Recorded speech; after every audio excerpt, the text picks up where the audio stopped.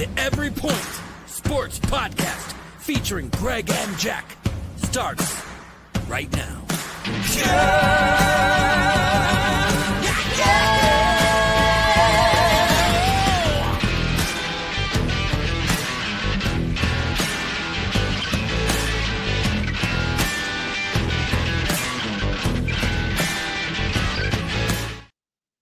Ladies and gentlemen, welcome into another episode of Every Point Sports Podcast. I am Jack Stash from Fantasy Farm Sports.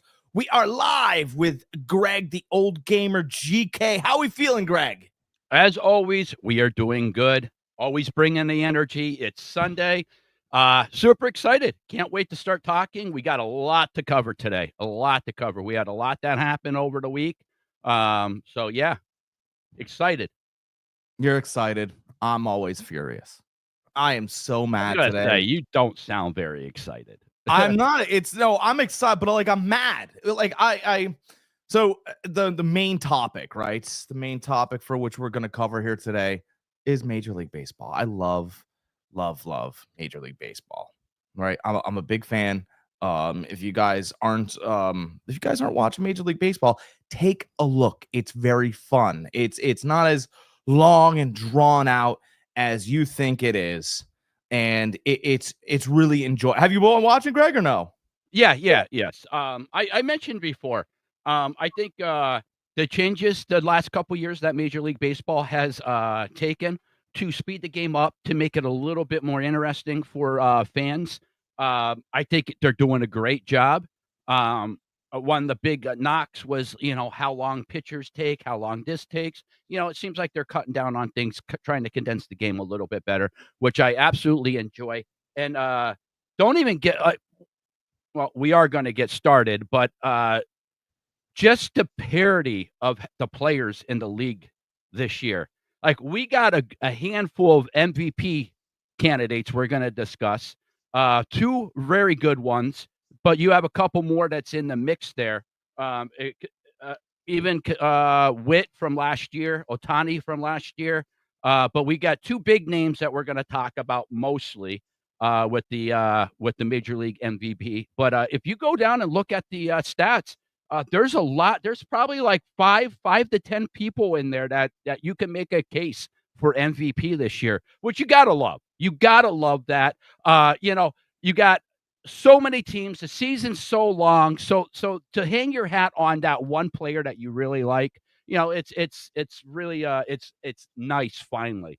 It's so much fun. Just don't have all right. Aaron Judge is the de facto MVP, or Ohtani's the MVP. No, we actually can have a discussion. We can have a debate this year. Yeah, and it's probably been about 2 years, and I've been sitting here going, Greg, baseball's coming back. And you're like, come on, man. I'm watching the way the marketing's starting to move, what they're starting to do with certain players, I'm telling you, there's momentum building. And my argument was that the NBA was fading, and it is still currently fading.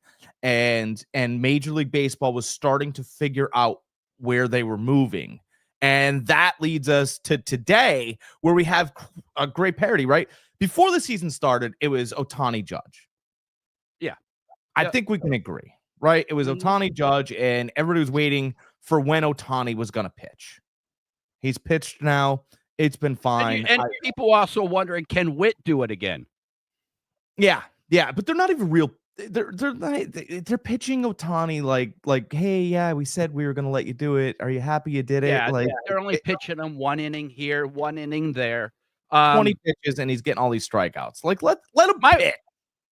My thing was, and one, I really wanted to bring this up because I know the Angels gave him free reign, which is why he stayed with them for so long. He got to say, all right, I'm going to pitch, and this is how long I'm going to pitch for.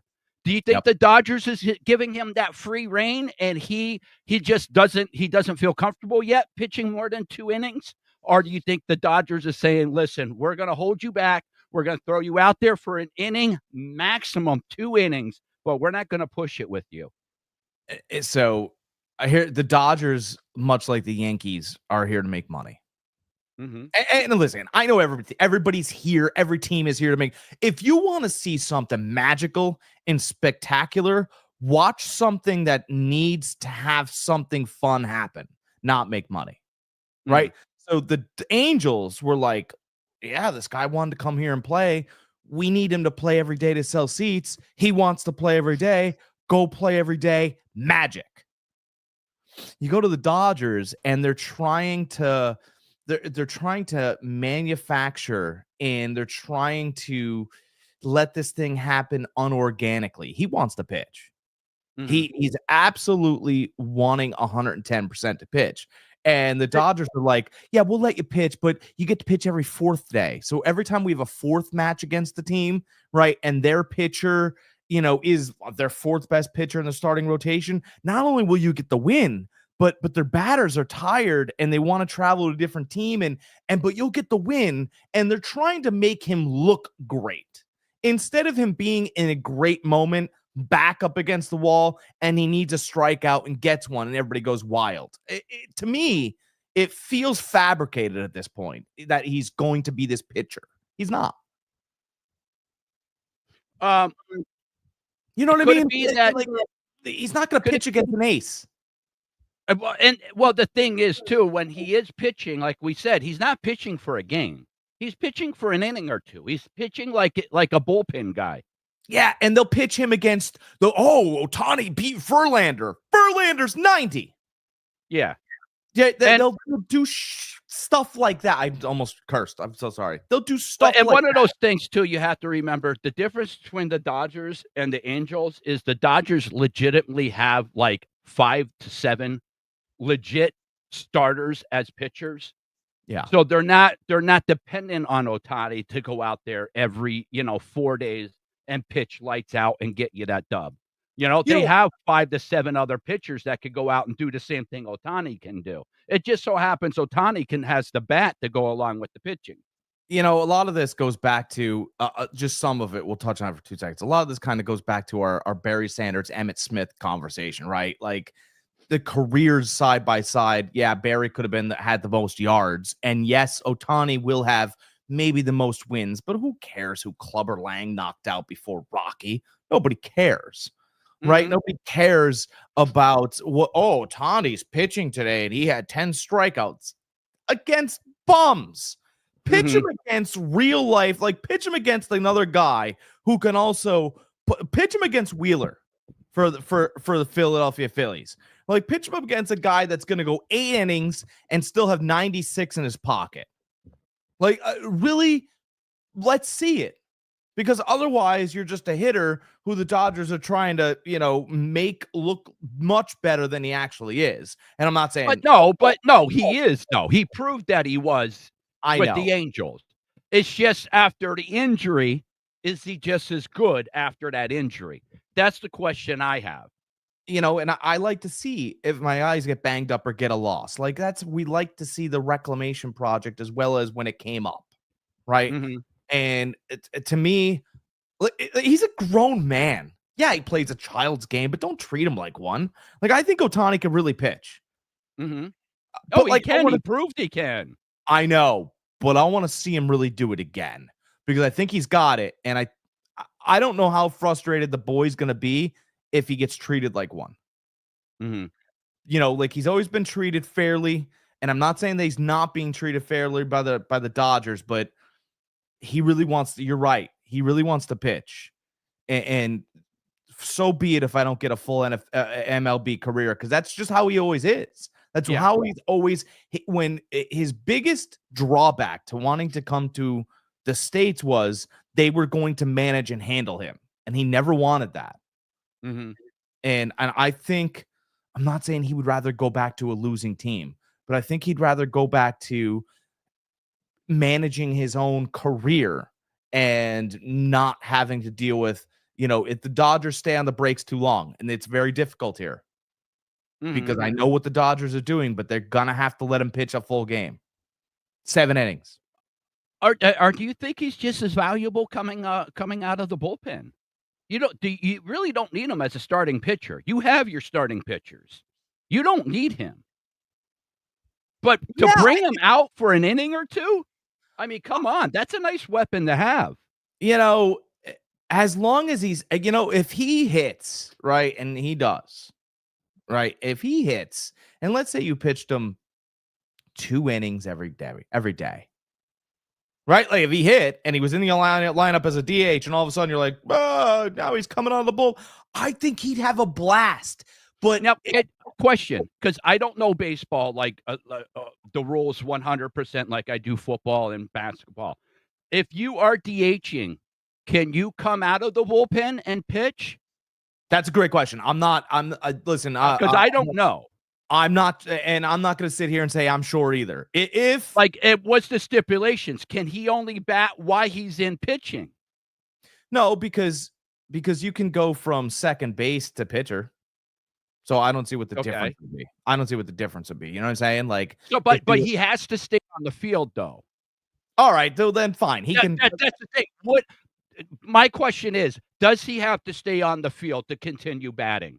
Or can he just come out, pitch for 2 innings, and continue to bat, continue to DH or whatever?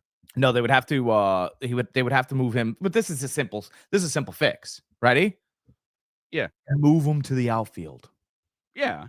I mean, the dude can play. I mean, as long as it's not detrimental to your team. I mean, we're talking about the Dodgers. They're stacked. They have a good roster. They are stacked, but to have a guy that can listen, you're in the 8th inning, guys starting to struggle. You got 3 left-handed bats coming up, and you go, hey, Shohei, you want to pitch a couple innings here, and then we'll move you back to right field? You know he would. 100%. He'd be like, yes, Yeah. I would love Okay. that. He would pop around, right? He'd be like, I could strike them out now. And they're like, yeah, here, take the ball, you lunatic. Go here, hit the first one, let him know you mean business, and then strike out the next 2, and then we're out of the inning. Yeah, I think and you know what? I'm not knocking the Dodgers. I think a lot of this information, I think a lot of this holding back is coming from upstairs because Dave Roberts is a great professional manager. He really is. He really is. He's so level-headed. And by the way, he's probably has one of the toughest manage. Like the Dodgers are deeper than the Yankees. Let's not pretend we love the Yankees. The Yankees this, Yankees that. Dodgers are deep. The Dodgers are like the Yankees were in the early 2000s. Yep. Yeah, that's the greatest. Yep. Like even their bench players could start for most teams, and most teams would drool at the chance of having those players. Yeah, but those guys are like, you know what? I'll play 85 games a year, and I'll only get paid $40 million, but I'm only paying. But I'll get a championship or 2. Yeah, but I'll get a chip or 2. I don't have to work really, really hard, and they're going to pay me $40 million for 3, 4, 5, 6 years. That's cool. Let's do that. Yeah, super, super deep. And that's what makes the Dodgers fun. I wish that they were less deep, so you get to see the stars all the time, or the up and comers all the time. But Ohtani's that rare, valuable piece, and that's why we started talking MVP. Right? Everybody wants to talk MVP, which is most valuable player. Now, the NFL got it wrong this year and picked Josh Allen because the most valuable player was Lamar Jackson. Yeah, we all know it. I mean, if you look at his stats compared to the previous year, he blew his numbers away. How can you justify not giving him the MVP again?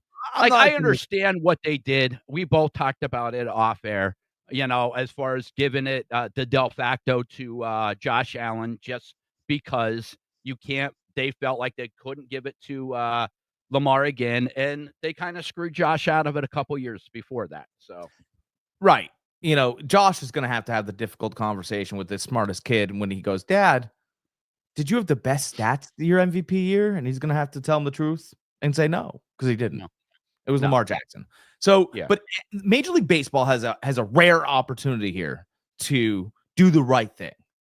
Right? I love Aaron Judge. Aaron Judge is great for baseball. He's a great Yankee. He's an all-time Yankee now. I know we love our DiMaggios, our Mantles, our Roots, but somewhere, our Garriggs, but somewhere in that whole equation, Aaron Judge is a top 10 Yankee of all time. Oh, absolutely. Absolutely. Yogi Berra, I forgot who has the most rings, by the way, of the Yankees. But Judge is an all-time Yankee now. I love him because not only is he great for the brand, he's great for baseball, and he's good at baseball. Gotta Mhm. love that. Disappears a little bit in the postseason. We need to get over that little hump. But We have I feel like a lot of your big hitters, a lot of your home run hitters they do disappear in the postseason. I feel you like know what? postseason is more small ball than long ball. Gotta learn how to lay off that breaking ball and or push a double, steal a base. Yep. Gotta learn how to get there, right? Because if you start hitting doubles, someone's gonna make a mistake and go, he's missing a fastball. That's when you got one. Yeah. That's Yep. when you got one. Yeah, that's the reason why when you talk to all the old hitters, and I mean older hitters that were in his era, that's why everybody talks about how great Barry Bonds was. Mhm. They said that he had one pitch a game and he hit that nickel out of the park. Yeah. That's not me, that's them. Um, One thing I so wanna say though, why we're talking about this, and about the MVP and stuff, is I wanna talk about the difficulties of the stadiums that these players play in. okay, yeah, that's great. That's The Yankees play in they used to play in a very tough stadium, old Yankee Stadium. Since they moved into the new stadium, it's a lot easier to hit those home runs. I forget what part of the field, but it's, like, only 300 and something feet, like, terrific. it's shallow. So, like, let's not, gloss over this with Aaron Judge. Now in retrospect, Seattle Stadium might be a little bit bigger, but they also, and I don't know if you knew this, they play in the coolest stadium throughout the year. So throughout the year, their stadium is a little cooler, which means that you play more loose. You're not as tired. You're not playing in the heat and stuff. So I Yeah. mean that there factors into it too. So I guys, when we're talking about these numbers, let's look at these stadiums that these guys are playing in and where they play at. That's a great point. And by the way, let's talk about a stadium that's a monster. Minnesota Target Field in Minnesota is a Yeah. monster stadium. And the only reason why I mention that is because Byron Buxton's making it look like a Little League park. He's got a 470-foot home run this year, and it's only second in Major League Baseball to a Mike Trout. Mike Trout's got Wow. a 481 foot this year. Oh, he should retire. Shut it. Mike Trout hit a 481 footer this season. So Mhm. maybe he's not the Mike Trout you remember, but you should retire if you think he can't still play. Um, so Byron Buxton is also another one. Plays center field. Is he a better fielder than Judge? Probably. Is he a better hitter than Judge? I don't, it's a different field. Yeah. It's a different field though. And there are analysts out there that are like, dude, if Byron Buxton is 100% healthy, and he has been this year, they think that his ability to play the position and hit combined is better than Judge's. Now, again, he's only got 17 home runs, Buxton, at this point, but he hasn't Mhm. played as many games, so he's played a different percentage of games than Judge has, and he's playing in a further stadium. I just want to mention that because, if he's smacking them out, and he's got to travel west more, and the Western Mhm. stadiums seem to be a little bit bigger. For whatever reason, that's what they are. But it is a little interesting that, when we're talking about MVPs and worth, that's what you have to look at. Otani's worth could go up, Mhm. right? If he starts pitching 5-6 innings and taking wins and getting part of win shares, his worth is going to go up in the second half of the season. Oh, absolutely. But we still haven't talked about the first half MVP, and that's Cal Raleigh. Yeah, I mean, he's 59 runs, 83 hits, 32 home runs, 69 RBIs. Guys, and this is a catcher, by the way. we're It's a talking about. catcher. For those of you guys that don't know who we're talking about, this is a catcher. All right, just in perspective, he has 32 home runs right now, guys. Just real quick, anybody out there in 5 seconds can tell me what the record is for catchers for home runs in a season. 1, 2, 3, 4, 5. Nobody? It's 48.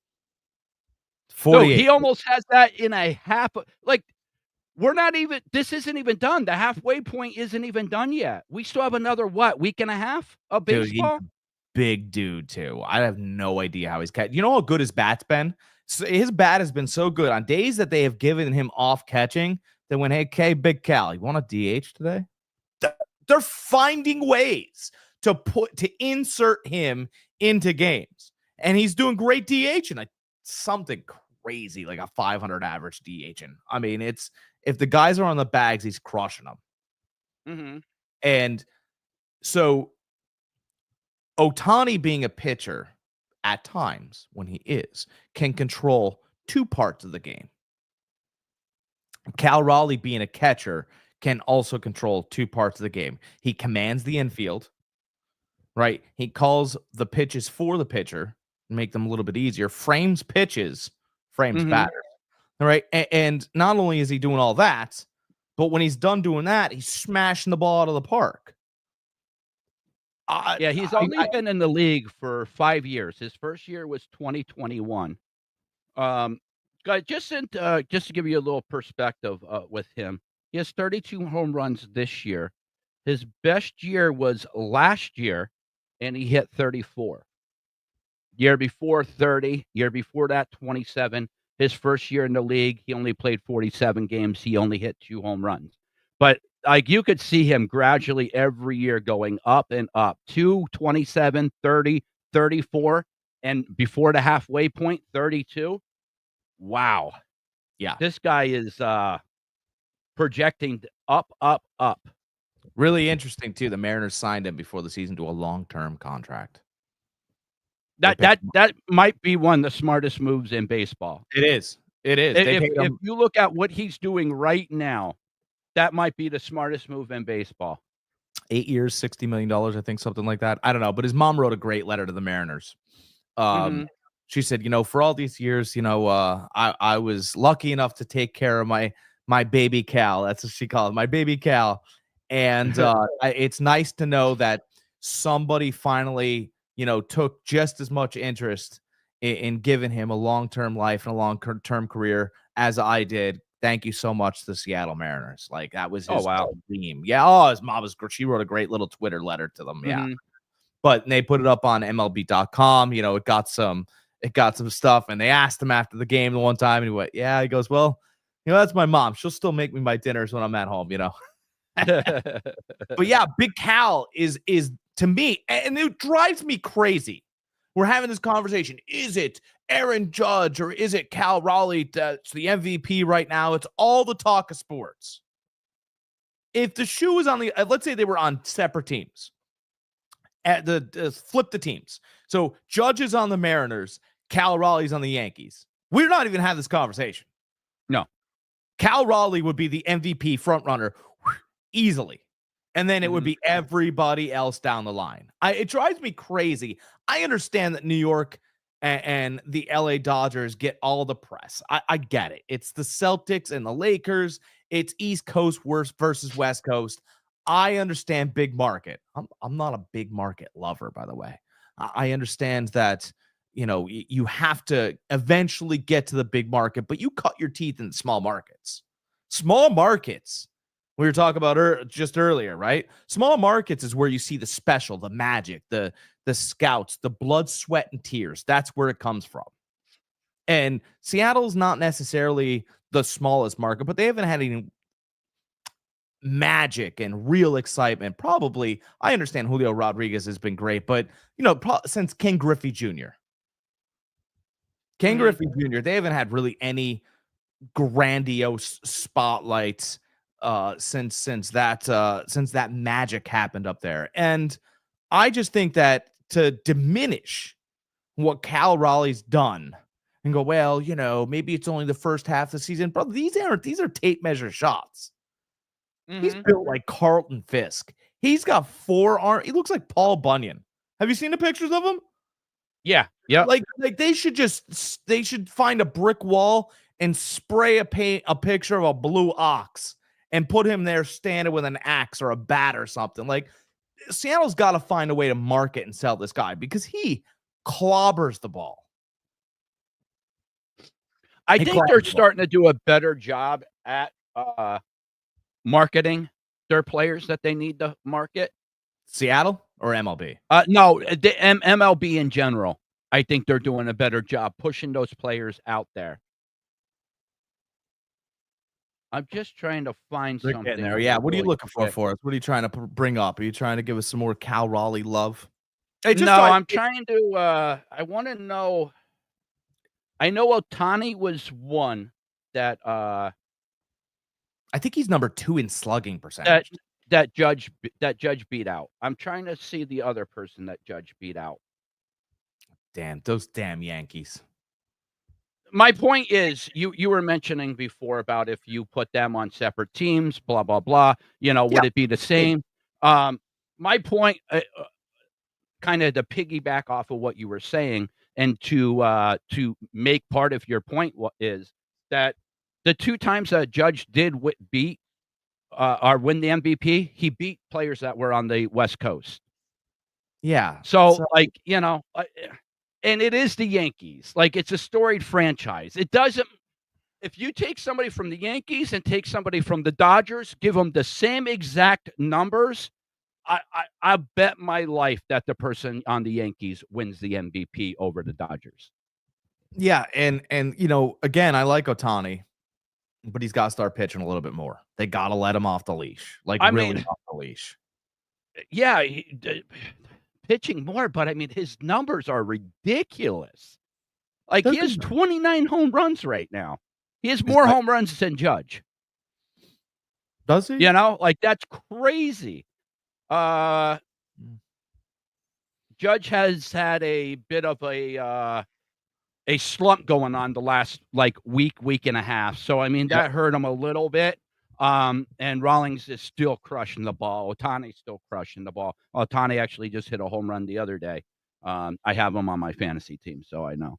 Yeah, you having fun playing fantasy baseball? Well, I'm telling you what, I'm having so much fun. Like I like fantasy baseball. I got a fantasy farm sports football helmets made by our sponsors, Gridiron Man Cave. Look at that. That's awesome. Very right? nice. And I do love fantasy football, but I'm falling in love with fantasy baseball because it's every day. I'm liking it. I just you are liking it. I could tell. I've lost 3 matches within 5 points. 3 matches within 5 points. The other day I lost by 3 points, and I'm like, "Are you kidding me? Are you kidding me?" And the only reason why I lost is his one pitcher. The one day got him like 29 points. I hate pitchers, dude. I'm like, "Are you freaking kidding me? 29 points?" Pitchers are killing me. My pitchers, dude, sometimes my batters will give me 80 points and my pitchers will lose me 30. I go, you know what? Yeah. What do you want me to do? I have to start a pitcher. I'm not going to not start pitchers. This is crazy. Do you know I have the number 1, 2, and 3 outfielder in the whole MLB? I've got Crow Armstrong, Tatis, and Judge. I've got the number 1 shortstop, Dela Cruz. I've got the number 2 shortstop in Perdomo. I mean, what else do you want me to do? I don't know how to find better players because there aren't anymore. But the pitchers are killing me. I've got good pitchers. I just don't have, the guys that are going to give you 30. I'll have the guys that'll give you 15 to 20, and sometimes that's kind of what I'm at. And 20 is a good day, but they'll give you 12 to 15 consistently. But it's those pitchers that get you 25 to 30 points, but they only do it like once in a while. And every time they do it, it's against me. I've got 2 aces that are hurt. I've got Hunter Green, which before he got injured for the Reds, he was putting up the second best numbers next to Skeens. And then I had Pablo Lopez, and I wish his last name was Escobar and he was selling cocaine because that would be his only value right now. He hit the IL for 10 days and 20 days. Now he's on 60 day. He was the Twins ace. By the way, Twins are having a good year. All he had to do was not hurt his quad. Guess what he did? Hurt his quad. So now my 2 aces who I stole in the 8th and 9th round are out. And now I've been filtering through, and I've got Pavetta, and he's good, but the problem is that he likes to play the Dodgers a lot because he's a Padre. It's just casualties of war. And then I've been filtering through these guys, and I kind of know their names, and then but I love it. And I think, to me, it's more fun than fantasy football. I love fantasy football, but I'm having more fun because I'm learning all these new dynamics, Mhm. which guys I need, new guys emerging. Oh my God, halfway through the season, I got rookies coming up. We're going to talk about one of them very soon. And so there's a whole new ball of wax that begins right now.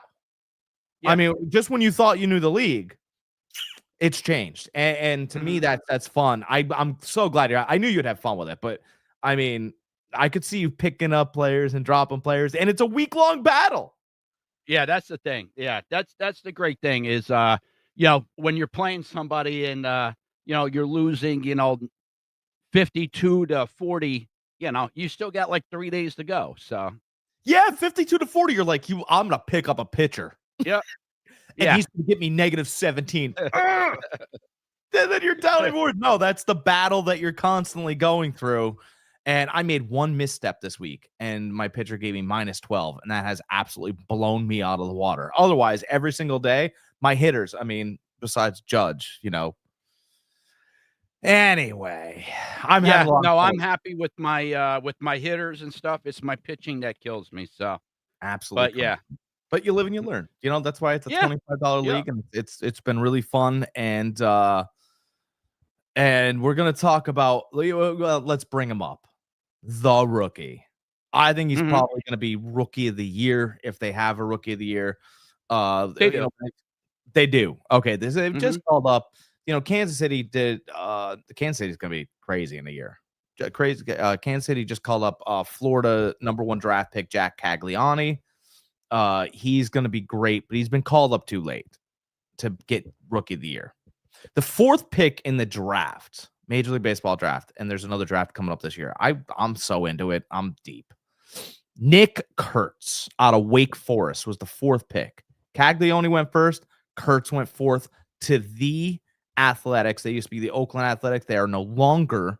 They are just the Athletics because they Yeah, are they're moving kinda in limbo until they get to Vegas. moving Las Vegas, but they're so fun now because they're a bunch of basically college kids playing in a college park in Sacramento. By the way, for $25 and a lawn chair gets you to one of those games. Mhm. You get a lawn seat and you show up with a cooler and nobody cares. Throw some beers to people. It's fun. Yeah, I Anyway, remember when I lived in, Florida, me and my buddy Rick, we would go, to the, Tampa Bay Devil Rays. At the time, that's what they were called, the Devil Rays. We would be able to go to a game there for $10. We would be able to go to the Tampa Bay Lightning. The cheapest we've ever gotten in was $8. They were so bad wow, that they were practically giving tickets away when I lived down there. Like, that's it crazy. was ridiculous. Like, me and my buddy, we would go, we would spend like $8 to $10 to go, and we'd be up next to the glass by time the end of the game because nobody was there. We just keep going for more up and up and up, and before you know it, we're right there on the glass. Yeah, I'm Oh, not a God. big hockey guy or whatever, but any sporting event I will go to at a drop of a hat. I love it. Hockey is a blast to go to live. Oh, But sure. yeah, Florida, when I lived in Tampa, those 2 teams were dog water, dog water. It was so cheap to go see these guys. And then when I move away, what? Tampa Bay Lightning wins couple chips. Tampa Bay Devil Rays all of a sudden is one of the best teams in the major league. It's like, wow. There's still room for you down here. There's Yeah, don't I listen know. to the I know. rumor. So anyway, Nick Kurtz, the Athletics, 6'5", 240. I will be banging the drum for him the rest of the year because he's for real. He just hit his 12th home run. He's played what, 50 games, Greg? Something like Mhm. that. 50 games in Major League Baseball. Called up, had his first game April 23rd, and he's Mhm. got 12 home runs. You can tell the kid knows. He can find the strike zone. He could sit on pitches. Struck out first 2 times yesterday because he was trying to make an impression at Yankees Field. Had to wait till I think about the 6th inning. Couple guys got on. Impression made. He hit an absolute blast again yesterday for his 12th home run of the year. 12 home runs since April. I mean, he's probably going to end up with 30. Like, we're into I'm into, fun stories, memorabilia. You guys are going to want to find yourself some Nick Kurtz cards because I'm purchasing them right now. And the price value is only going to skyrocket once everyone figures out who this kid's going to be. I mean, a card that you can get for $150 now is going to go for $300 very soon. I'm telling you, it'll be Cal Raleigh, it'll be Ohtani, it'll be Judge, it'll be Kurtz. The dude's out of Lancaster, Pennsylvania. He's a great story. Does he stay in Athletic forever? I don't know. But the Phillies love raising their hand for talent. He's right out of that area. I'm just that it's a story that's going to develop because as much as we love Castellanos, Kurtz will be the next wave. So we'll see what the Athletics do with him.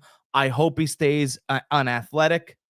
And I mean, the numbers are just insane. His slugging percentage is high. You got the numbers on him, Greg? Yeah, I do. His WAR is 0.5. He's had 160 at-bats, 41 hits, 12 RBIs, or 12 home runs, I'm sorry. His batting average is 256, so it's a little bit lower than the last time we talked about him. Runs 21, RBIs 31. He's not a stolen base guy. He has none. But his slugging percentage is 525. That's incredible. On base percentage is 318, which is great. That's what you're looking for. Anything above 300 for on base percentage. Children, he'll hit them. He'll hit them. Yeah. Yeah. So I mean, it goes back to Chicks dig the long ball, man. He keeps hitting those home runs. He's going to be making a name for himself. But he's not even trying. Well, that's not true. His first at bat yesterday, he had a 93-mile-an-hour fastball. He tried to tear the cover off. I mean, he looked like everybody's golfer on the first hole, right? With that big driver, and he tried to kill it. And he thought the pitch was going to be 95. It was 93, and he swung and missed. And I went, brother, you better slow that bat down a little bit. I understand Yankee Stadium, but just slow it down a little bit. But, again, he was figuring it out. And he's a rookie, 22 years old. I mean, with numbers like this kid's going to be special. Yeah. Yep. Yeah. And barring injuries, I mean, we might be seeing the next Aaron Judge. I that's how I feel. That's how I feel because you got to watch. He took one the other day. He didn't want to. He hit it. He just slapped it opposite field. And you're like, oh, that's a double. Jesus. He knows where he's putting the ball. They moved a great hitter. This is the crazy thing about the Athletics. This is how this guy got my attention. They moved Soderstrom from first base down over to left field. And Soderstrom at that time was batting first, and he had a 320 bat. And now what they've done is they've moved Soderstrom to seventh in the lineup. The Athletics have Lawrence, but they're trying to build their team for this Vegas move. They're trying to build excitement. That's why I'm trying to get you guys excited and ahead of this curve. They're going to have new jerseys, new hats. They're going to be the Las Vegas A's, right? All of this is coming, and I'm trying to get you on the surfboard before that wave hits. It's going to be so much fun. You've got Lawrence Butler. You've got Nick Kurtz. You've got Tyler Soderstrom. By the way, I didn't mention the best shortstop in the league right now in Wilson. Yeah, best inning shortstop. So that whole team, Brent Rooker hit a home run yesterday. He's batting third right in front of Kurtz's cleanup. So this team is building. And they're building for a move to Las Vegas. Now, last year, last year I wasn't covering the A's. They didn't impress me very much. Last year, I was watching the Diamondbacks.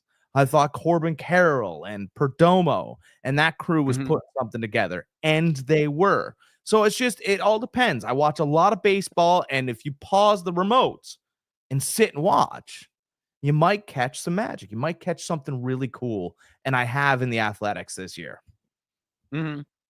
And we got some good up-and-coming players to keep an eye on. Yeah, I mean, it maybe not so much this year, but I know he's on your team, and he'll be a guy you're watching for the next year. Acuna, nice bounce back. Obviously, he's having a nice year. Nice year coming back off that injury. Very quiet, but it's 5, 3, 6, 2. He's having great little fantasy scores, and you're like, oh, geez, well, I didn't think. And all of a sudden, you're looking at he started with 0 fantasy points, right? And then he 15, 27, 30. Oh, geez, he's moving right up the ranks pretty quickly. and you're wherever you took him, probably 6th, 7th round, is starting to come through now. You're starting to get the benefit and the payoff of picking him a little bit later, putting him on your IL, being very angry, you know, and there's other guys out there too. Pete Crow. Yeah, I drafted in because I knew that was gonna happen. I knew I wasn't gonna get him until, like, a month into the season. I knew that.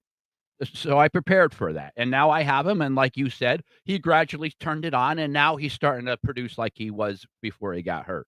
One thing that I did notice, though, is he's still he's still a little too aggressive at the plate.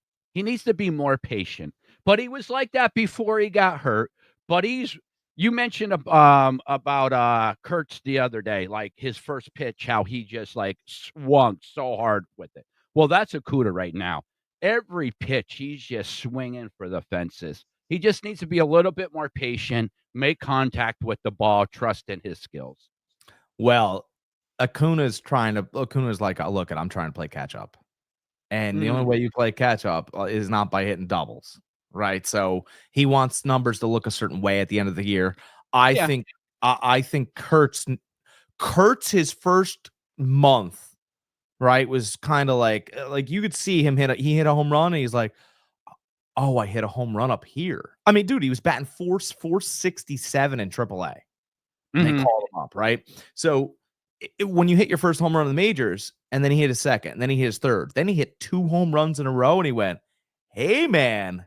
Like, you know, remember that line from Babe Ruth and the Babe? He's like, "Yeah," he goes, "I'm feeling hitterish today. I think I'm gonna hit a home run."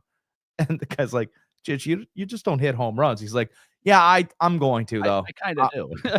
Yeah, I'm not gonna. You guys can hit the doubles. You can run the bags. I'm gonna go. I'm gonna hit one and then go sit down." That's kind of how Kurtz is. It's very interesting because if you watched him the other day, he swung, missed, and went, "Man, I can't believe I missed." Like it's starting to become that thing. He's literally seeing the stripes on the ball, which is why out of all the talent out there, he was drafted 4th out of Wake Forest. Mhm. Smart school, bomb kid, great hitter. And it's things like that, like Acuna swinging a little quick because he's trying to catch up. You know, I wonder, you know, you mentioned earlier Bobby Witt.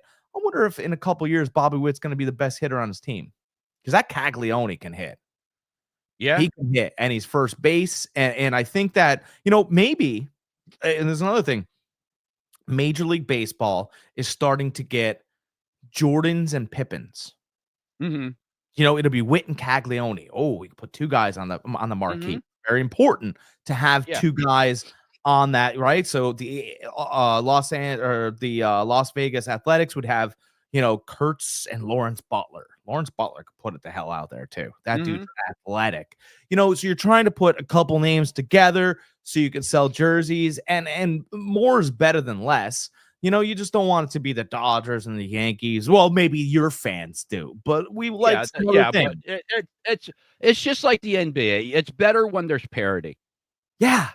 Yeah. I you mean, know? look, I just What, the want to last see that 5 guy. years, we had a different NBA champion every year? Like, Yeah, that's good for the league. That's it really is. good for the league. One Parity. thing I wanted to say really quick is, we're talking about these young players coming up and stuff, and, the catchers and first basemen, and, I mentioned before about the most home runs ever by a catcher has been 48. Yeah.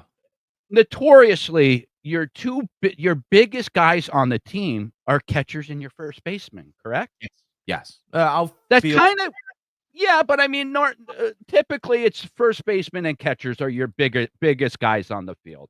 You know, they're 6'4", 6'5", like 230, 240. They're up there, you know? yeah. Yeah. Um, I just think it's crazy how the most home runs ever by a catcher was 48. Like, you have beef back behind that plate. You know, you have power back there behind the plate, and 48 was the max ever? That's Well, nuts. for a reason though. So catchers don't play every day. This is the craziest thing.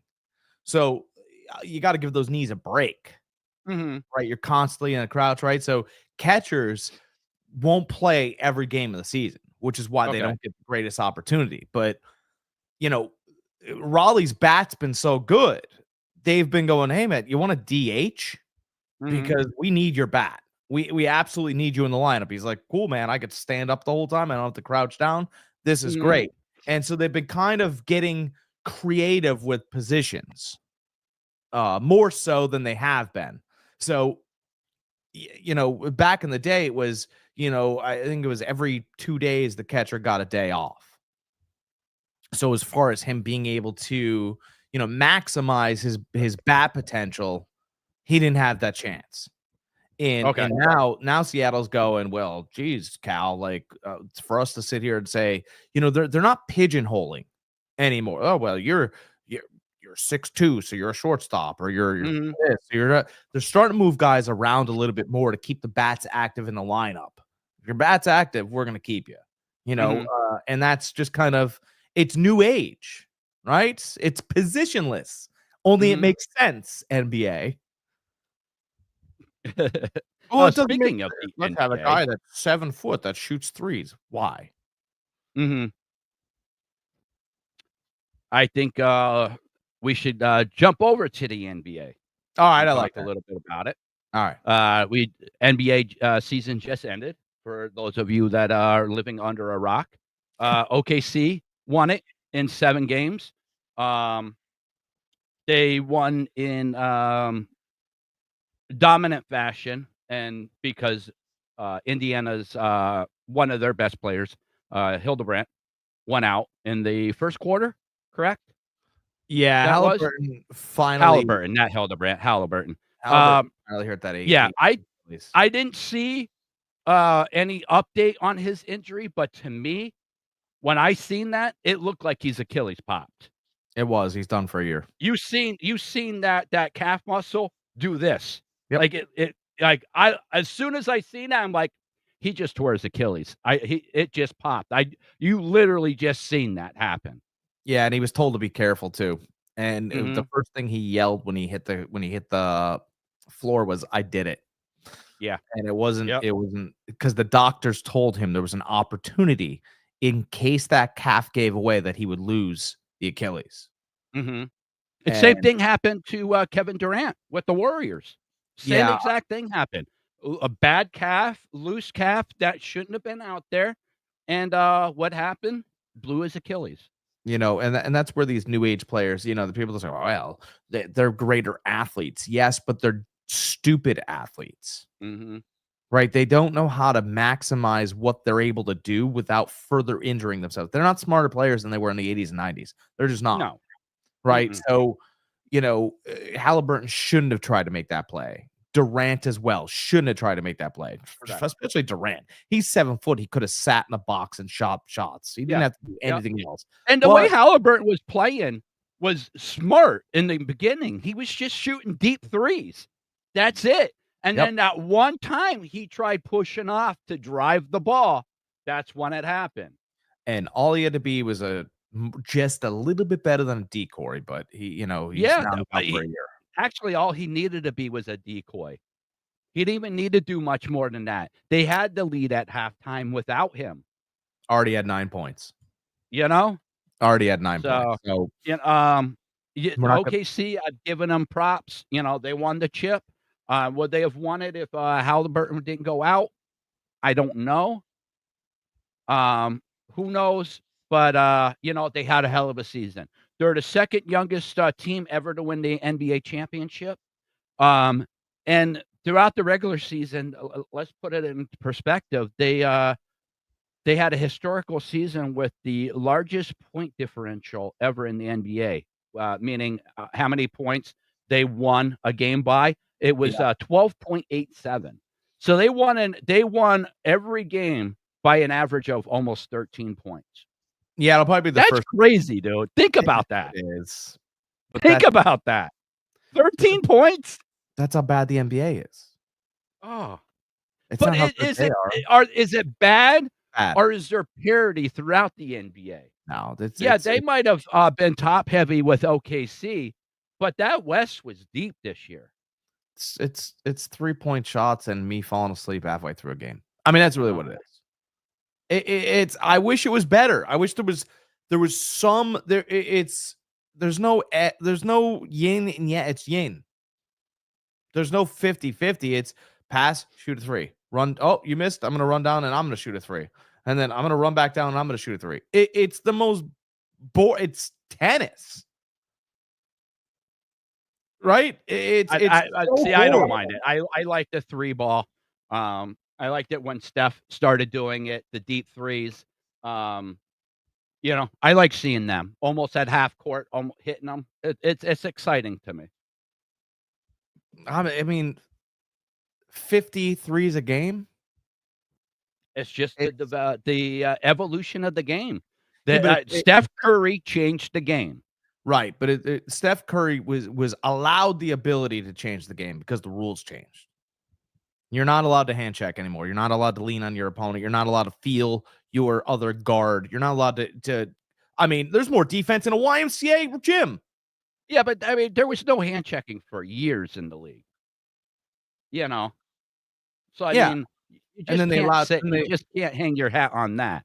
Then the Euro, then the walking. I mean, I couldn't tell you. The walking thing, don't even get me started with. But every freaking time they drive to the basket, to me, they're walking.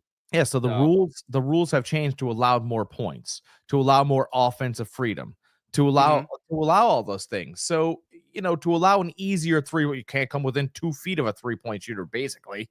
I mean, because if you do, you're impeding his space. Get out of here. I'm impeding his space. Then don't shoot the three. That's part of your job, is to impede his space. That's what I'm saying. No, but there's a foul if you impede his space. It's very difficult to watch. It's almost cringeworthy. It's like watching somebody smile. It's like watching a girl smile and she's got lipstick on her teeth. It's like, oh my God. See, I don't hate it as much as you do. I like the NBA that we're watching right now. I like the evolution of the game. I like the parity that we're having. I enjoy the three ball. I really do. I mean, throughout my whole life, all we seen was people just driving to the basket. It's nice to see a player or two be able to pull up and hit threes 50% of the time. Yeah, a player or two. I don't want to watch somebody that's 6'10" shoot threes in the corner. But I'm just saying that's the whole Steph Curry.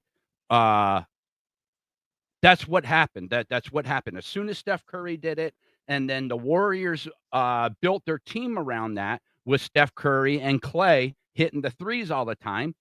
All the other teams, that's what they started doing. It was the evolution of the game.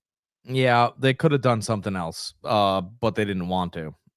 What they should have done is they should have found a physical guard, and they could have backed Curry down. And if you back Curry down, you're going to force him to play defense. And if you force somebody to play defense, they're not going to have the legs in the third quarter. But if you just back somebody down, you're a boring team, and then you don't sell as many jerseys. So, what do you really want to do here? That's the thing, though. Curry played just as good defense as he did offense, too. Because nobody ever backed him down. Like he played good defense. He always had people on him. But back him down. Force him to use his legs on defense. He won't have the legs for the long threes in the third quarter. It's pretty simple. That's why there weren't as many 3-pointers back in the 80s and 90s, because you would have post play. The post play is gone, so the legs and the coaches didn't want you shooting those baskets. They wanted the best percentage as possible. And what's a better percentage? A three or somebody that has their back 5 feet or 3 feet from the basket? All they have to do is turn around and flip it in. Yeah, it's good math. League. But then you get somebody that like Curry that comes in that could hit those threes just as much as that person could hit that layup. I mean, like I said, his dad was a bench player in the 80s. Do you think the kid could shoot better than the dad? I don't. I think You don't think Curry could shoot better than? You're fucking crazy. No. You're fucking crazy. He's the best shooter ever in the NBA. Right. But that's not what ever. I'm not talking about. You can't tell me his dad is better than him. I'm not talking about shooting. It's not even close. I'm talking about sitting in a gym, playing horse, Del Curry versus Steph Curry. Steph Curry would wreck him every time. Nobody in his face. Every time. Steph Curry hit 100 3-pointers at a practice in a row. 100. Yeah, I know. Yeah, I understand that. You're not making any sense to me, Jack. Usually I follow you. Okay. Usually I follow you. I can follow your dots, your lines, whatever you want to call Logic, it. But the logic is I'm lost right now. I the am logic lost right is now. the logic is it'd be father versus son. And That means he ain't gonna nothing to hit me. he ain't gonna necessarily hit 100 threes against dad. Dad's gonna be picking spots where son isn't as good at. In a game of horse, I don't believe Steph Curry would beat Del Curry every time. I think Del Curry would start in this league in 5 minutes No, if I Steph don't Curry agree could. with that. Del They're the Curry same size. wasn't that great to begin with. Actually Del Curry's more valuable because Del Curry, if you remember, is left-handed, right? Del Curry definitely is not more valuable than Steph. Sure, would he be Steph James was the only unanimous MVP ever in the NBA. He has multiple MVPs. He has multiple championships, multiple scoring titles. He crushed Ray Allen's 3-point record by over 100. And then the next year he beat his own record by 100. Are you like Wait, didn't Ray Allen come into the league when there was still physical play? I'm just saying. Actually, he did. Yeah, it's a completely different league. We're comparing different leagues now again. No, but we are. Ray Allen came into the league when you can move somebody with your elbow. He did. Del Curry sat on the bench when you can move somebody around. Del Curry was a 3-point marksman. By the way, left-handed. No, Steph Curry is a So what he would 3-point be marksman. what Del Nobody Curry- is a better 3-point shot in NBA history than Steph Curry. Nobody has more 3-pointers in NBA history. Nobody is a better shot than at 3-pointer than Steph Curry. Nobody. Okay. Nobody has more 3-pointers than Steph Curry. The 3-point shot is all subjective, whether you like the shot better or not. Del Curry would start in this era. He'd be like James Harden. He wouldn't be, no, he'd be just as talked about because he wasn't a physical guy, but he could shoot threes because he's a monster 3-point shooter.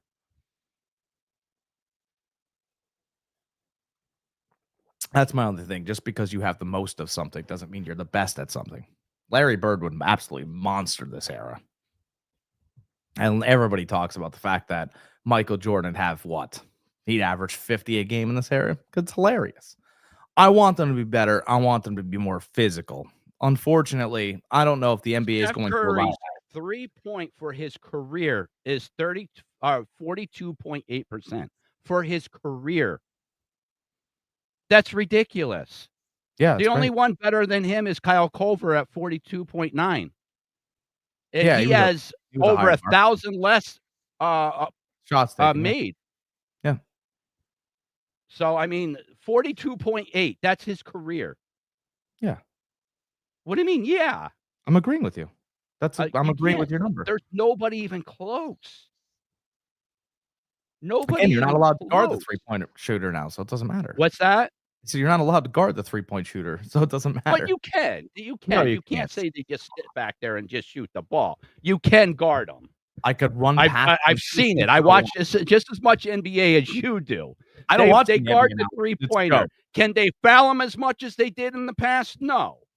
The But they NBA right still now is- guard them. They're the still in their NBA face. They still have. It's still a tough shot. You know how many 3-points I've seen blocked? Watching the NBA right now, yeah, because it's a 6'10" guy and the other 6'10" guy jumps out and blocks. But I'm him. just saying. Watching the NBA right now is like watching the circus with clowns that don't have paint on their face. It's like, you're not even a clown. I understand that it's entertaining. Then it should be National Basketball Entertainment because it's entertaining. But at the end of the day, you can't guard. Like, no one thinks that a 3-point shooter is going to really be blocked or fouled or guarded. I don't know what game Which you're is watching. why I the really rules don't, have but it's changed. not the same game I'm watching. I see 3-pointers getting blocked all the time. I've seen 3-point shooters getting fouled all the time. You know, make 4-point shots I've seen this year. Well, I understand that, but they're not real fouls. They're this era fouls. They're you got my space fouls. They're not fouls. Listen, I could go back with the NFL and say, listen, go back and watch the 50s tape compared to now. It's not the same game. Yeah, it's not. It's just an evolution. It's just a different game. We Well, have to talk about the era that we're playing in. and it's hard to, there's going to be leading scorers that break all the records from this area, but that's And because I'm sorry, but Steph 50 Curry could play three-pointers. in any era. That guy could pull up from half court and make it. The 80s would be difficult. The 80s would be difficult. I totally disagree with you. Totally disagree with you. The 80s would be a lot more difficult for Steph Curry. They He wouldn't would be still hit impossible. just as He would many play. threes. If Kerr could do what he did, being as small as he was, Curry could do the same thing. Well, they would beat the hell out of Curry in the 80s. They didn't beat the hell out of Kerr. Curry, Steph's just as big as Steve Kerr was. Kerr averaged Kerr what, was 12 minutes? small. 12 minutes a game? That's what he averaged? What's that? Kerr averaged what, 12 minutes a game? I'm just saying. But that's what I'm saying. They would beat the hell out of him. I don't think that Kerr would be able to guard somebody like Isaiah Thomas. I don't think he'd be able to guard a Magic Johnson. I don't believe that, these guys would play knockdown, drag out Harlem ball. And I think that the nature of the game was more of like the movie White Man Can't Jump. That movie depicted more of what the basketball was from late 80s into the early 90s era. This 3-point, I don't want the 3-pointer eradicated. I just want it equalized. I just want like when Reggie Miller went up and shot, when Reggie Miller went to shoot a 3, people were coming out to kill him. When Larry Bird shot a 3, he thought he'd lose that schnoz of his because they were coming to kill him. And they were allowed to. In this era, you are protected. So if you're protected, it's a much easier shot. I'm not saying it's as easy as a free throw, but it's much closer to a free throw than they used to be. You would lose your face if you shot a 3 in the 80s and 90s. No, you're living in a romance era. You're thinking about that era was better than what it really was. It really wasn't. It really wasn't. It just wasn't. Was it more physical? Absolutely. But every sport was more physical. Every sport, not just basketball, football, everything. Yeah, which made it more difficult for the common person to play. Now the common guy could play. No, the common guy can't play. You still need to be athletic enough to take the hits, athletic enough to drive the basketball, to hit the 3, depending on what sport it is. Can't I just stand in the corner? Just because there's different rules doesn't make the sport any easier. Can't I just stand in the corner and 3? I mean, a 3-star athlete like James Harden's a star in this league. I mean, I guess. But look at him. He's really not. He's a scrub anymore. Like, nobody wants him on their team anymore. He disappears all the time. Hmm? Nobody likes James Harden. Once he left the market they wanted him in Houston, it was over. They stopped calling the fouls and all that other stuff. That's what it came down to. But no, I mean, he was able to score, but he wasn't able to score when it counted. He's a 3-star athlete out of Arizona State that couldn't get off the bench in Oklahoma City. He got traded, or he left and went to Houston, grew a thick beard, and the NBA rode him for a couple of years. They changed the rules in 2010 so that he could do his 2 sidestep and shoot a 3-pointer. That's what they did for their 3-star athlete, and they needed the Houston market. I don't care that he was a 3-star athlete coming out of high school. I've seen 2-star athletes that became Hall of Famers in the NFL. So that means nothing to me. It matters what you do with the talent that you're blessed with and how hard you work. But as far as James Harden, that's a poor example because of how he plays. Why? They changed the rules for him. I'm just talking about the era for which they changed the rules for. You can now walk 2 steps to the left and shoot a 3, or the gather rule. That's what it is, the gather rule. It's James Harden rule. They changed it in 2010, right as soon as he went to Houston. Well, I just want it to be authentic. That's what I want. I want an authentic NBA. I want a guy that can guard a guy authentically, and you beat him off the dribble so that I believe that guy is better than that guy.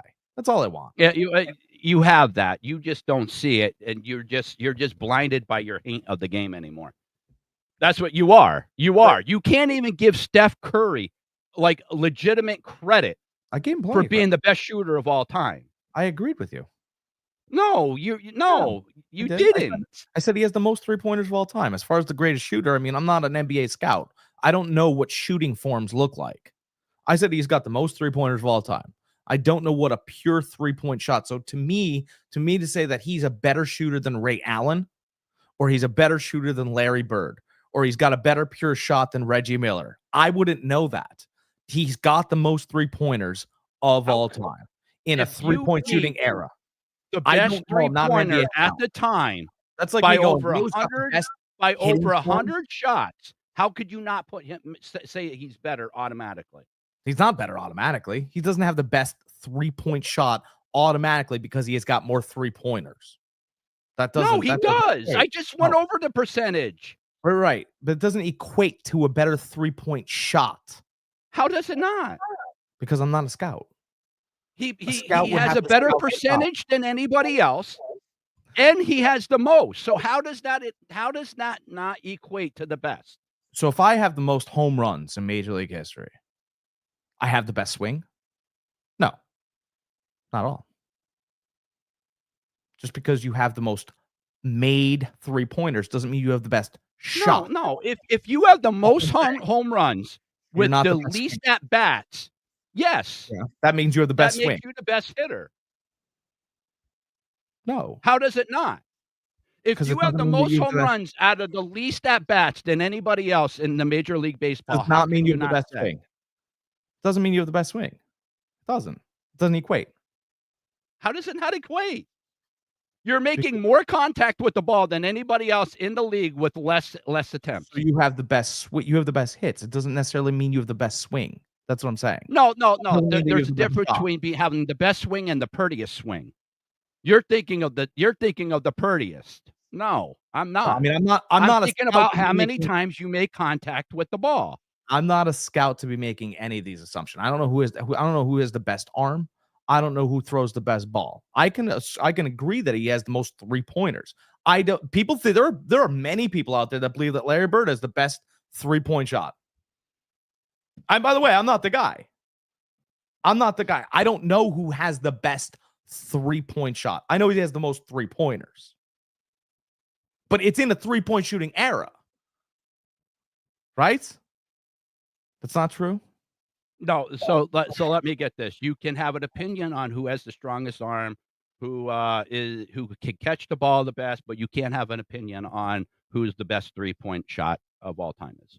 You I can't don't have that opinion I because don't you're not a have it. scout. I don't have that. That's not an opinion for which I hold. Because like you said, the whole rules are skewed for 3-point shooters now. It's not. I didn't Yeah, say that. You said that. you can't enter their space. I thought we agreed that you can't enter a No, you 3-point can shooter's enter space. their space. You just No, can't you can't. You can't touch them. you can't stand in their 3-point shooting space. You have to You let them can. You land. can't touch them. Okay, you can't put your foot down in that guy's spot. That's what it is. That's what it's become now. Remember, it's the Kawhi Leonard rule? You know that's the No. Kawhi Leonard rule. No. It's the Kawhi Leonard rule because he tore his foot and that guy entered his spot a certain time. Now you can't enter the 3-point shooter space, which has made the 3-point shot easier. Now, as far as shot mechanics, I don't know them. I really don't. I think Larry Bird has a pretty looking over the head. I think I'm Steph not Curry talking probably pretty has shot. I'm talking shots made. I'm he's got talking the most- about how many shots that you actually make. Yeah, he's There got is nobody in NBA history who has more better than 3-pointers. Steph Curry. He's got the most 3-pointers. Percentage-wise hitting and as many as he's made. Yeah, which is what I've agreed with. Yeah, I said that. So therefore, he is the best one in history. He's the best 3-point shooter in history as far as points goes. I don't know if he's got the prettiest best shot. I'm not saying prettiest shot. To me, the best swing ever is Ken Griffey Jr. He's not the best hitter ever. That's the point I've been trying to make. No, I never said Steph Curry has this prettiest shot. I said he makes the most threes. He's the best 3-pointer shooter ever. Yeah, he's got the most. He's the best shooter ever. I didn't say he has the prettiest shot ever. I said he's the best shooter ever. Right, which is what I've already said. This is what I've agreed with. I said he's got the most 3-pointers of all time. Is he the best shooter ever? I don't know. His numbers back I it up. really don't. His His point numbers back it up. Right. That's again. I don't know if he's got the best form. Is what I've been saying. I don't care I don't about know. form. I care about the shots made when you make them. Like I said, Griffey wasn't the best hitter ever, but to me, he had the prettiest swing. Well, it was tied between him and Palmeiro. Palmeiro had a really nice swing too. Bonds had a good looking swing. Yeah, but his was choppy. His was like short.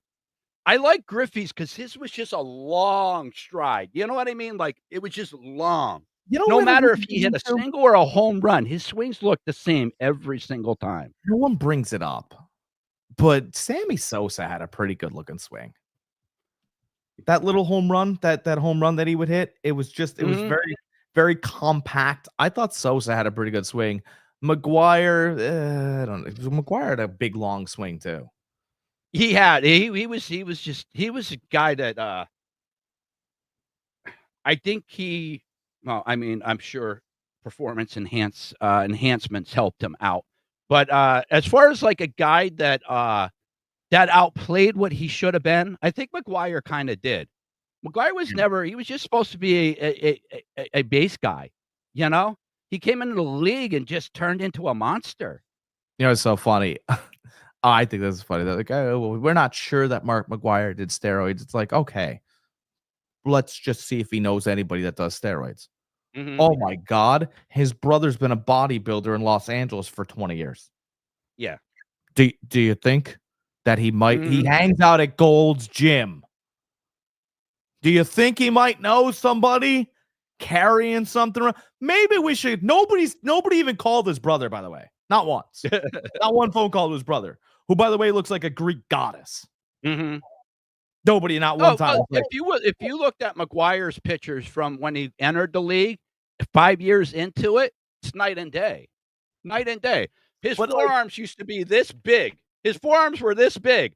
They blew up to like this big. You know what I mean? Like, if you had to look for extenuate, like if you had to look for, like, the first thing you do, right, if somebody's guilty or something, you bring them into the police station, you go, hey, where were you last night? The guy goes, oh, I was at Kentucky Fried Chicken. And then you go check and see if he was on the cameras at Kentucky Fried Chicken. Right? This guy's like, hey, who do you no, McGuire couldn't have done it. What? Why? His brothers look like a freak forever. Like, you can argue maybe against Bonds, you can argue maybe against Sosa, but like, you don't have to do a lot of investigating to find out that McGuire could be shooting up at Thanksgiving dinner with his brother. Oh, absolutely. I'm not saying it happened like that, but I'm saying, like, if you're trying to get ready for the season, right? And you're open up presents, you're like, oh my God, thanks, Mike. Some syringes. Perfect. McGuire grew in size. Bonds definitely grew in size. Yeah. He got way bigger. But Sosa was always big. Sosa was always a big guy. Sosa Sosa's the only argument for me that steroids could make you better. It's really absolutely. He was a White Sox. To me, there's a lot more arguments that steroids can make you better. No, but like Sosa was a White Sox. Yeah. Before he was a Cub. Yeah, and he wasn't good with us. He wasn't good at all. That's what my point is. That's the White Sox went, you're so bad, you could play over in that stadium. He's like, what stadium? Yeah, and we don't care. One right there. We don't care. We don't care. Exactly. You're a 129 batter for which we paid too much money. You're a car with 3 tires. And he went, I'll show you. Borderline a tricycle right now. Yeah, I don't know what kind of Dominican accent I just tried. And then, you know what? He found the right guy, and boy, man, wow. That's what I'm saying. And then, Bonds got mad. He's like, oh, well, hold on. Wait a second here. Hold on. The joke is not finished, right? I feel like Bonds walked in one day and he was like, wait, a white guy and a Dominican walk in the bar. Wait, hold on a second. The joke is not complete. You need a white guy, a Dominican, and a black guy walking to a bar, right? That's the joke. And then there's a priest eventually, and I don't know what happens afterwards. Bonds was so mad that they didn't have another. The difference between taking steroids in baseball and taking steroids in, say, football is with baseball, you still need to make contact with that ball. You Yeah. still need to have that hand and eye coordination. If Yeah. you have that along with steroids, those singles are turning into doubles, turning into triples, turning into home runs. That little slap that you see these guys hit, that thing could carry clear out to the outfield and next thing you know, it's a home run. Yeah. That's what steroids do to you. You still need that. You still need that the coordination to make contact with the ball, which is one of the hardest things to do in sports. Here's what I want to do. I want to first of all shame on baseball for the stuff that, like, look at maybe Sosa. No, Sosa wasn't good without the steroids. But like, Roger Clemens did steroids too. Shut up. He did them when he was 40 and the Yankees called. Yeah. They were all great before they did them. Barry Bonds was great before he did steroids. That's all. Okay. Great. So let's Clemens can retire in he can go to he can go to the Hall of Fame, right? Cooperstown, but he has to go in as a Red Sox. Nobody cares about his Astros and Yankees here. Okay, fine. Put him in that way, right? Bonds, put him in. He would hate this too. Put Bonds in as a Pirate. He would hate that. But put him in as a Pirate. And you know what? Get rid of his home run record. How about that? You get to trade the home run record for the Hall of Fame. You think you take that? I think so. Right. And we can get rid of some of the numbers for which we knew they were on steroids. Oh, but let's do that. Right. Because the guys for which we think could get in would get in. And then we could be done with this whole sitting there going, well, you know what that guy did? I don't know, man. You're the dummy thinking he was throwing 101 at the age of 40. And let's face it, I'm not that stupid. You got pitchers that are on steroids pitching to batters that are on steroids. So, like, it is what it is. Let's just take that era of baseball, take it for what it is, and just move on to the next era, which I feel like we did. We've gotten there now. There now. Major League Baseball was like, okay, look at if they start hitting too many home runs, they're gonna know. Yeah. let's speed the game up and let's make the bags bigger so they could steal bases easier. And there's another thing too. I do want to. This dates back to our NBA thing a little bit. Do you know that you cannot stand in front of the bag now to tag somebody out? You have to tag them out from the side of the bag. No, I did not know that. Yeah. So when you go to steal a bag, you cannot impede the runner. I swear to God, I'm not making this up. Watch the game today, and they'll say it. You cannot impede the runner, so you have to catch the ball and tag. You cannot stand in front of the bag. So I don't want to hear anything about Ricky Henderson. He's the leading stealer of all time, even though his record is going to eventually fall in this era. We know that, right? You know what I find kind of funny? Manufactured steals. They are. It's a little bit. Again, I don't mean to diminish the 3-point shot, but the 3-point shot has been added onto, right, in this era, and the steals. I mean, Ohtani would have never, ever stolen 40 or 50 bags in any other era, but you can't impede him, and you can't do this to him, and he's 6'3". Oh, we put the gloves on the hands too, just so you don't hurt your little handies when you're sliding in there, right? There's a lot of stuff that we did to manufacture movement on the bases, making the bags bigger. I can't stand it. I'll stand in front of the bag. It's my bag. I'm the second baseman, right? This isn't you're the runner. I'll knock you out if I want to. That was where baseball used to come from. Now you got a patty cake and you can't hit them in the rib cage. And there's a little bit of that in every sport, but let's not pretend like Ricky didn't steal every damn bag. I also think it's kind of funny. We were just talking about home runs, that era, that whole steroid era. Chicks dig the long ball. You remember that commercial on TV? You know?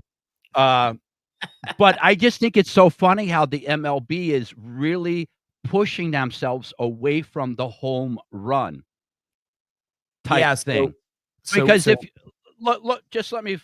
Yeah, go ahead. Go. In years past, anybody that had 30 home runs before the All-Star break or at All-Star break, you would see him plastered everywhere. Is he going to break the record? Can he hit 60? You got two guys right now that are at 30. Well, one guy that's at 30 home runs, two guys that are so close. They're a couple home runs away. But you could potentially before the All-Star break, you could have 3 to 4 guys that have 30 plus home runs, and you're not hearing anything about it. I love Nothing. so that is a great that's a little that's a little interesting right there. Yeah. So what Major League Baseball has done is they gone they whispered about the home run. They go look at they can have home runs. Home runs happen, but we gotta make sure this is tamped down a little bit, right?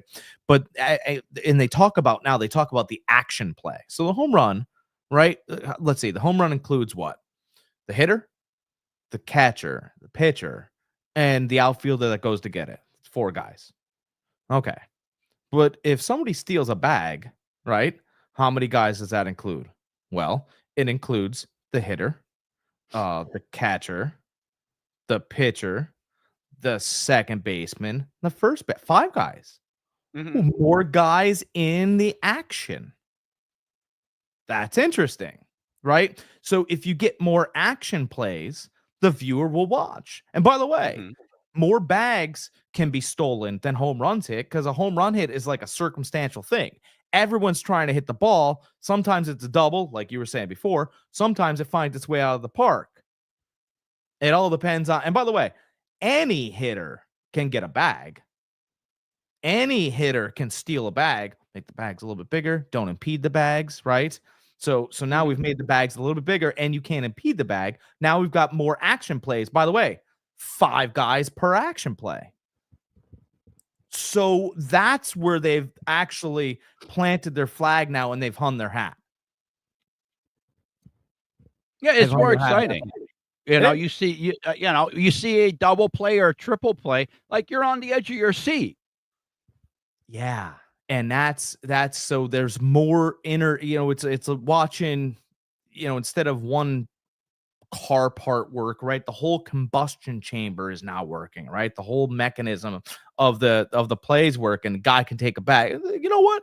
Home runs can still happen, but we can't always ask for the guy to put it over the fence and then hit all the bags and the crowd to go wild and stuff like that. It's not a guarantee to be able to happen where the bags. Oh my god, I've bored Greg so much where he's left his seat. um we can't ask the guy to hit a home run or more players to hit home runs, right? 1 through 9, right? The hitters 1 through 9, they can all steal a bag. Not all of them are capable of hitting home runs. They're just not. Mhm. Some batters aren't built that way, or they're coming up, or we talked about the rookies earlier, right? There's a lot of inner workings of a lineup. But every one of those guys can take those 2 little legs underneath him and head for second. Every one of them. And who cares if they don't make it? It's fun to watch. Oh, absolutely. So Absolutely.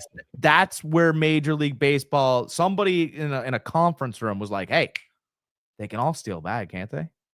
Why don't they steal?" Right? I don't know. It's probably some mailroom guy. The mailroom guys always have the best ideas, and then these guys in the suits always steal the ideas, right? Like it's somebody, walking over a coffee and going, nobody steals bags anymore. Yeah, they used to steal bags. So I go, what? Stole his idea. That's what it used to be, right? All right. Let's see. We got the NBA draft that just happened. Any thoughts on that? Any thoughts on Cooper Flag? Where he went? Is he going to do anything this year? Do you think he's going to be a stud? What about this? What's his name? Bailey that went to Utah. I know that's a big thing. Is he going to play for them? He had a big puss face on his face when Utah drafted him. I don't So, understand it. I don't get it. If I was Utah, I wouldn't sign him to a contract now. Why? Just yeah, go. I trade him away. Yeah, like what do you Just mean? trade him. You I don't don't want to want to be play. here. To hell with you. Utah's a beautiful country. I know people that Mhm. love up there, and why wouldn't you at least, I wanted to go to there. Why? Listen, maybe he doesn't like the Mormons, all right? Who knows? I Or wait, maybe he has a grudge against Mormons. you know, I think Cooper Flag's gonna be a nice player, but I mean, generational, we'll see. I mean, Mhm. because he's got the, they were showing all these guys. They were showing, oh, he's built like Jason Tatum. He's not Jason Tatum, No, no. and he's No. got the frame, perfect frame. By the way, he's got the perfect frame of Scottie Pippen. Okay. Well, how did Scottie Pippen's first 3 years go? Mhm. Not great, and he needed Michael. Mhm. So, let's pump the brakes. I think, in my opinion of what he is to me, I think he's probably a better version of Tyler Hansborough, Okay. and we just haven't seen somebody like Tyler Hansborough in a while, and Tyler wasn't a star in the NBA, right, Greg? I mean, he was No. fine, but 12 He and was just a 10. solid role player. Yeah, I don't see this, and maybe it's me. Maybe I'm, he does special things around NBA play. Maybe I'll see, and Mhm. I reserve the right to change my opinion, but I just Oh, don't see. absolutely. I mean, the guy's never even played an NBA game. Like, we can't judge him, but we could give our opinion on honestly what we think. I mean, he's a good draft pick. I don't see him in the locker room with beers, so that's probably why Dallas took Mhm. him.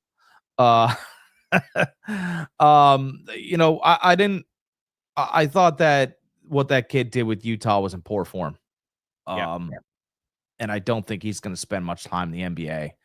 Hopefully, a player like Cooper Flag brings back and plants some physical nature back into the NBA because I do believe that it needs some of it. Mhm. Like we were talking about earlier, the 3-point shot's great. I feel like it's gonna feel a little bit like the home run era, right? Like it had its era, it had its time, and I think it'll fade a little bit. And this will I always be I think it's known. gonna fade a lot because you're not gonna have your Steph Currys that's gonna be hitting almost 50%.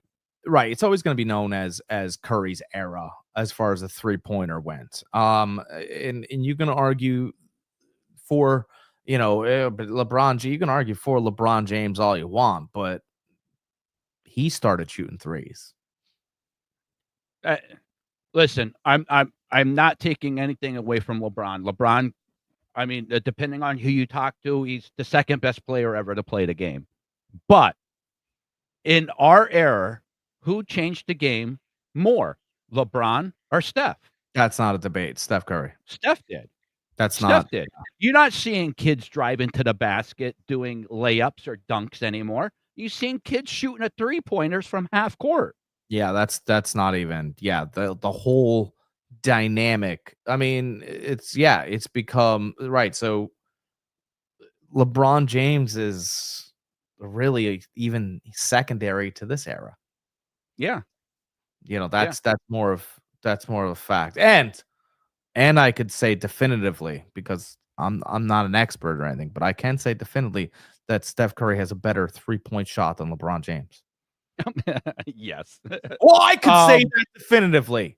Oh, Can't even shoot free throws. shoot, what was I gonna say? His hairline hates him. I'm just saying things about LeBron James now. Shoot, it was about the draft, and I don't remember now what it was.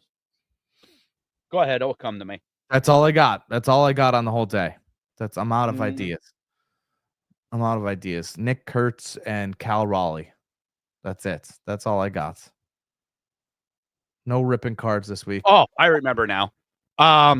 Duke, first college team ever to have 3 of their top players picked in the top 10. Oh, that's a great. Justified? No. No. No, because Reach? You think teams reached on them then? yeah, because I'm not even gonna work hard here. Ready? I'm not even gonna work hard. I'll take the North Carolina team. Mhm. Ready? That had Antoine Jameson, Vince Carter, Rasheed Wallace, and Ed Cota on it. Like that's Oh, absolutely. You could go back to the Fab 5, I the didn't even work. Michigan team. I But didn't I even work. mean, as far as this draft, do you I thi- think it's warranted in this draft? Do you think they only went because they were Duke players and the season that they had? Do you think there's better players out there? Yeah, I don't I mean, watch 3 it. in the top 10 for a school, that's crazy. And Yeah. we just mentioned 2 teams where that easily should have happened.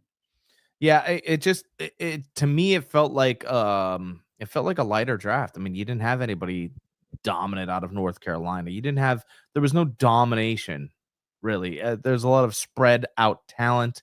I think that they went with, teams are trying to like. There's not really a guy to come. I know Cooper Flag, I know, but to me, I just didn't think there was any other, dominant guy to come out. Like many years ago, you had Johnson and Bird coming out at the same time, right? Like you had Cooper Flag and who else, right? You didn't really have any other like names coming out. So I don't know. I don't know. That my opinion on that one won't be real strong, but I feel like it's a real light year. Okay. Yeah, that's how I feel about that. I feel like it's a real light year. So they went, that's that guy. We'll take him out of Duke, and then that guy's pretty good. Well, oh, he's out of Duke too. All right, well, we'll take him too then. Okay. That's all the draft didn't surprise me. Yeah, it really didn't surprise me. The three people that like I said, the three Duke players kind of surprised me. But overall, I think it kind of fell where it should have. Yeah, and we'll see. I think the NBA free agency has become more important or more of a storyline than the draft has. I agree 100%. And there's been a lot of movement this year so far. Nobody in the draft has really sold their name, has really, maybe if Flag spent one more year in college, that would have started the trend of staying another year in college, maybe. And then you would have been able to see, like, here's the thing. Cooper Flag's going to come into an NBA that doesn't really care about him. They care about Kevin Durant. They care about LeBron James. I was saying they still care about Steph Curry. Like, they still care about, they right? care about their old stars right now. Right. And so you're going to walk into a league now and no one cares about you. Yeah.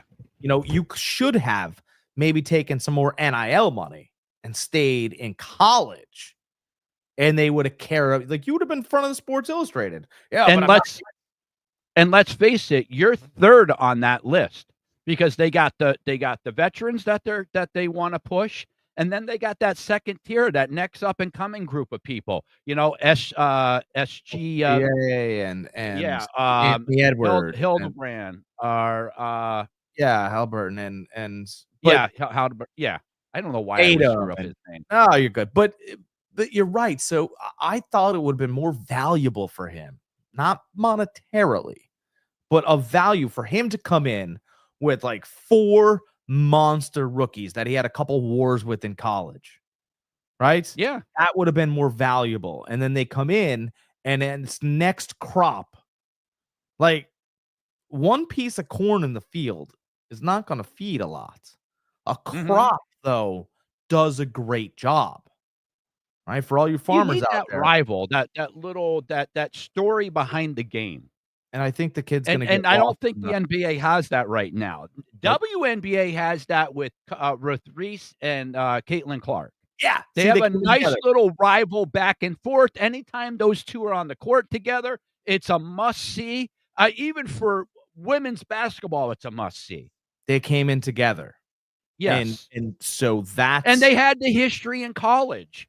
To your point, they had the history in college. You go back to the to that championship game. Angel Reese going like this, point to her finger for the ring, right in Caitlin Clark's face. Like, we remember those things.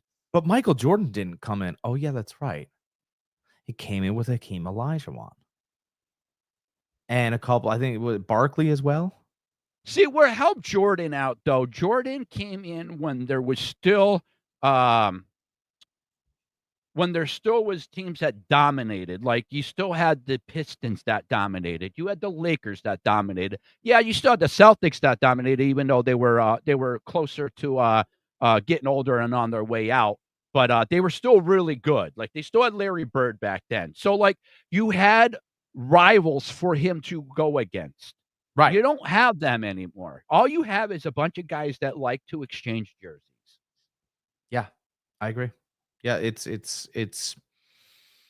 an agent wanting to get their client paid. That's what we're looking at. And the tail is, to me, it's wagging the dog, because Flag should have the wherewithal and smarts to know what's going on. And I just, he's gonna have to wait. You're gonna have to wait. I would have waited. Why not? What do you gain from going into the NBA right away now? Mm-hmm. To me, it's nothing. You have everything to lose. You think they're going to talk about more about Duke or the Dallas Mavericks this year? I think Dallas now. Duke has to retool. They lost 3 of their best players. But if they Uh, kept Flag, huh? they would have. If they kept Flag, they would have talked about Duke. Like the Oh, last time, absolutely. the last time 3 They would Duke have been a players. bigger talk. And if Flag would have stayed, do you think the other 2 would have stayed? Yes, and then they would have built something, and then they would have come out. Oh, but what if they get injured? Who cares? They got money. They've got money. Yeah, this isn't 5 years ago where these college kids aren't making anything. They've got money. So I'm not saying again, every kid that makes it, but Cooper Flag, like your stars, your players that are going to be drafted in the first round, they're making a couple mil in college already. nobody knows what to do with $2 million. Oh, but I want 50. Why? You don't know what to do with 2. Too. You don't know what to do with 2. Why should you give 50? If you Mhm. had 2 million and then you made 2 million the next year and you were getting the cover of this magazine, the cover of that magazine, and you were developing relationships and making partnerships and all this other stuff, then that 2 million is just as valuable as the 5 or Yeah. the 50. I'm sorry. But you got 50 million now and you're like, "Well, I got what? The same problem you had when you had 2." You don't know what Mhm. to do with it. Same problem. Different jersey. That's it. Yeah. So we went over baseball, basketball. I guess we should finish off with a little NFL news. I don't know what is going on. I just don't I got a couple things. camp stuff, I guess. Shador Sanders taking he took second team reps. Oh, That's that's good. big. Yeah. Yeah, that's big. Um Lenore, cornerback for the Niners, arrested. Kind of big news. Gun in his car. Don't know yet who it belonged to, whether it was him or there was 2 other people in the car. I don't know if it belonged to them or not. Stuff is still coming out about that. What else with the Niners? Kyle Shanahan came out and said, even though it doesn't mean anything to me because he said this last year right before training camp, is that CMC is fully healthy. Oh my god. Here's what I will say. I will say this. I would not draft Christian McCaffrey with the first 5 picks in my fantasy football draft. But's coming. I am starting to fall in love with the CMC discount in the Yeah. 7th, 8th, or 9th spot, right? It's one of those things when Saquon Barkley was discounted. You I know? still love the player, and I still trust Shanahan's gonna get him the carries. So as It's long just as a matter, after last year, can he stay healthy? well, I think he's Is that knee tendonitis gonna come back? probably. You know what I mean? It Probably. was an extreme case so much that where he had to see a specialist in Germany, so Call your German friends. yeah, I don't really Call your have German any, friends. I don't believe in even though I am part German. I don't yeah, well, call them. I don't believe what Kyle Shanahan says. I mean, you could What's say that. that? I don't believe what Kyle Shanahan says. I for some reason, I can't hear you. I don't believe what Kyle Shanahan says. Oh, no, me neither. Because like I said, he said the same thing last year, so take it for a grain of salt. But, if, as of right now, we're grasping for any news that we have. That is the latest news around Niners headquarters. I saw this great point the other day. It was some Cleveland beat writer, not Marianne Cabot because she's a liar. But she is. She doesn't know sports and she takes things personal. I think we said that last week. A lot of these writers that these so-called sports sites have, they need to rethink who the writers are or pay a little bit more attention to the articles that they're writing because they don't know what the hell they're talking about. But this one was good. This guy goes, I think we should stop talking about Kevin Stefanski as a good coach or good evaluator of talent or a good anything. And he said, because let's not pretend. Let's not sit here and talk about how he developed Baker Mayfield because he didn't. Mm-hmm. In fact, he goes that team for which he was given and they brought in for him performed terribly under his tutelage. And all he wanted was Deshaun Watson. Deshaun Watson got worse under Kevin Stefanski. He's like, so everybody's sitting there going, I wonder who the next guy's going to be. Like, I just can't wait until we get a new coach so that he can coach the next guy.